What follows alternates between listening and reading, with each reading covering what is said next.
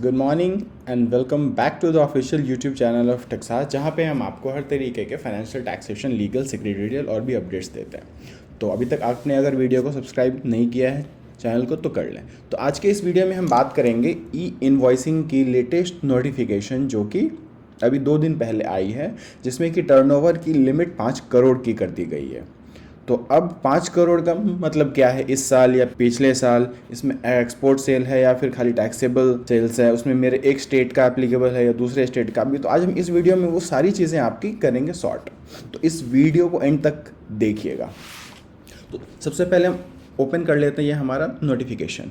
ये रहा वो नोटिफिकेशन जो कि अभी आई है, जिसमें कि एप्लीकेबिलिटी को जो है ये आप देख सकते हैं प्यार से 5 करोड़ रुपीज़ जो यहाँ दिखा रहा है in the said notification first day of August for the words 10 crore जो पहले था। अभी तक ई इनवॉइसिंग की लिमिट 10 करोड़ थी, बट अब उसको 5 करोड़ से रिप्लेस कर दिया गया है। बाकी सब चीज़ सेम है। और ये कब आई है? ये आई है आपकी 10 मई 2023 को। और ये एप्लीकेबिलिटी कब से है? ये आपकी 1 अगस्त 2023 से है। तो ये चीज़ें हैं क्लियर। अब आइए हम इसको डिस्कस करते हैं ताकि इस वीडियो के एंड तक आपको ये सारी चीज़ें सॉर्ट हो जाए। सबसे पहले what is E invoicing? E invoicing है क्या? अभी तक तो हम लोग जीएसटी पे करते ही थे, फाइल करते ही थे। तो दिक्कत क्या है, अब गवर्नमेंट हमसे क्या चाहती है? तो बेसिकली ई इनवॉइसिंग के बाद ऐसा रहता है कि जो आप अपने सॉफ्टवेयर से या एक्सेल में जो आप बिल काट के पहले अभी कस्टमर्स को भेज रहे थे, उसको अब आपको थोड़ा एडिशनली और रूट करना पड़ेगा, जो कि आपकी ई इनवॉइस के पोर्टल से जाएगी। एक साइट है e-invoice1.gst.gov.in। आप चाहे तो यहाँ पे जाके भी उस बिल को फाइल कर सकते हैं। कैसे वो ई इनवॉइस रेज करना है उसका लिंक मैं ऊपर डाल दे रहा हूँ, और डिस्क्रिप्शन बॉक्स में भी है। आप वो वीडियो जाके देख सकते हैं पहले कि ई इनवॉइस को रेज कैसे करना है। लेकिन उसके पहले हम ये जान लें कि एप्लीकेबिलिटी वगैरह क्या कैसे है, ठीक है। तो बेसिकली उसमें क्या रहता है कि वो जो है आपका इनवॉइस जो है अब ऑनलाइन पोर्टल पे जाता है, गवर्नमेंट के साइट पे पहले ई इनवॉइस 1 के साइट पे, और वहाँ से एक IRN जनरेट हो जाता है। और वो बेसिकली आपका एक इनवॉइस नंबर के साथ एक और एडिशनल बन जाता है नंबर, जिससे कि वो होता है ट्रैक, और साथ में एक बारकोड भी जनरेट होके आ जाता है। तो टैक्सेशन में कोई चेंज नहीं है, बाकी सब चीज़ चेंज नहीं है, बस आपकी फॉर्मेलिटीज़ में क्या है वो आपको ऑनलाइन जनरेट करना पड़ेगा। और ये जैसे ही आप करते हैं उसके बाद रियल टाइम पे कोई भी उसको चेक कर सकता है। बेसिकली आपको मॉडिफिकेशन का स्कोप ख़त्म हो जाता है, आप ज़्यादातर इसको मॉडिफिकेशन नहीं कर सकते। टाइम लिमिट भी है नीचे, कब तक करना है नहीं करना है वो भी हम अभी नीचे बात करते हैं। तो अब आते हैं कि किसको इनवॉइस जनरेट करना, एप्लीकेबिलिटी। तो आप जैसे देख सकते हैं कि 1 अक्टूबर 2020 से 500 करोड़ रुपए से जिसकी टर्नओवर थी ऊपर, उसके ऊपर एप्लीकेबल था ये। और धीरे धीरे करके गवर्नमेंट ने फेज़ मैनर में, फेज़ देखो 6वें फेज़ में आके 5 करोड़ के टर्नओवर पे को भी कर दिया है 1 अगस्त 2023 से एप्लीकेबल। अब 5 करोड़ के टर्नओवर कब? तो बेसिकली गवर्नमेंट ये कर रही है कि आपके पिछले किसी भी प्रीवियस ईयर्स में, ठीक है, यहाँ पे आप देख सकते हैं मेंशन्ड है any of the previous financial years जो है, ठीक है, any of the previous financial year में आपका टर्नओवर अगर 5 करोड़ से ज़्यादा है तो आपको ई इनवॉइस एप्लीकेबल आपके ऊपर हो जाएगा 1 अगस्त 2023 से। तो एक एग्जांपल में लेके बात करते हैं कि एक ABC लिमिटेड है और एक QPR है। आप देख सकते हैं इसकी 15, 17, 24, 19, 18 है, और एक है आपका 4, 7 और 4। 2019-20 में 4 करोड़ की थी, 2020-21 में 7 करोड़ की थी, और 2021-22 में 4 करोड़ की थी। अब इन दोनों पे ई इनवॉइसिंग एप्लीकेबल है। कैसे? क्योंकि इसकी 2020-21 में 5 करोड़ से एक्सीड कर गई थी टर्नओवर। और अगर यहाँ मान के चलो यहाँ इसका 0 भी रहता, बट बीच में अगर 7 करोड़ है, और यहाँ अगर मान के चलो 4 रहता, यहाँ 4 रहता और यहाँ इसका 7 रहता, फिर भी एप्लीकेबल हो जाता है। तो बेसिकली 17, 18, 18, 19, 19, 20, 20, 21, 22 किसी भी साल में आपकी एग्रीगेट टर्नओवर अगर 5 करोड़ से ज़्यादा है तो आपके लिए एप्लीकेबल है। अब एग्रीगेट टर्नओवर मतलब क्या होता है, उसमें क्या क्या चीज़ें आती हैं?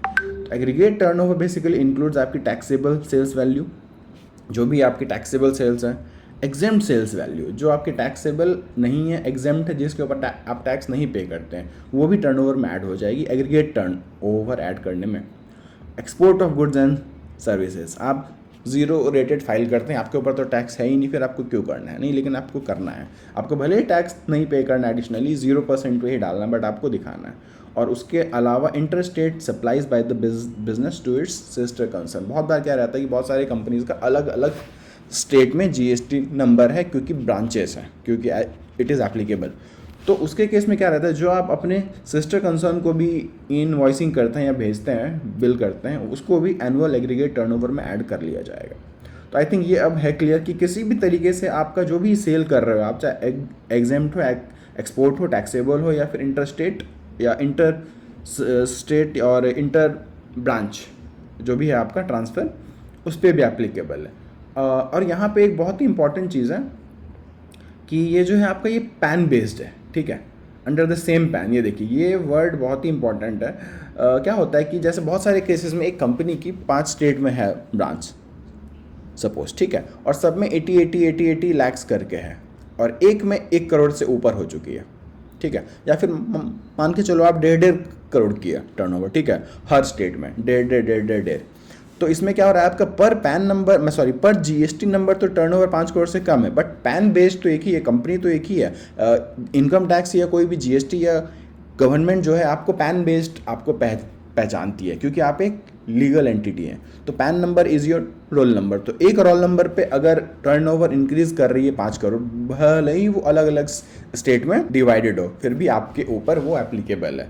तो आपको ई इनवॉइसिंग में रजिस्टर करके आपको उसको करना पड़ेगा।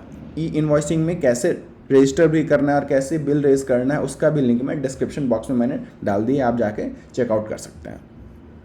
अब टाइम लिमिट की, कितने टाइम लिमिट में आपको इनवॉइस को जनरेट करना है। तो 30 अप्रैल तक ऐसा कोई टाइम लिमिट था नहीं, जैसा कि आप देख सकते हैं, बट 1 मई 2023 से गवर्नमेंट ने ये रूल डाल दिया है कि जिसकी टर्नओवर 100 करोड़ से ज़्यादा है उसको 7 दिन के अंदर में ई इनवॉइस जनरेट कर देना है।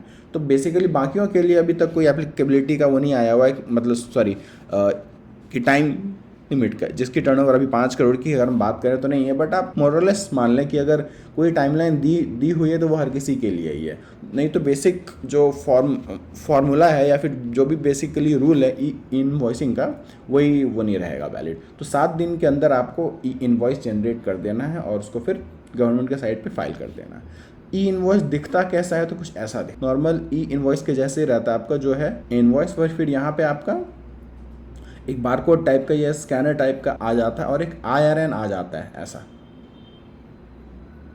तो इस तरीके से आपको फिर अपना ई इनवॉइसिंग का जो एप्लीकेबिलिटी को कर लेना है चेक, और फिर आपको जल्दी से जल्दी रजिस्टर कर लेना है। 1 अगस्त इज़ द डेडलाइन। नहीं करने पे पेनल्टी बहुत ज़्यादा है, कॉन्सिक्वेंसेज बहुत ज़्यादा है, that is up to 100% of your tax और 10,000 विच एवर इज़ हायर पर इनवॉइस।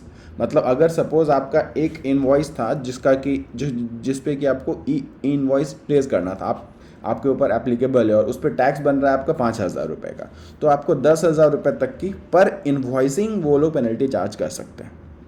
तो इसीलिए इसको हल्के में ना लें, और अगर आप खुद से कर पाएंगे तो ठीक है, नहीं तो you can definitely reach out to us, we will be happy to help you. Thank you so much. Think tax आज।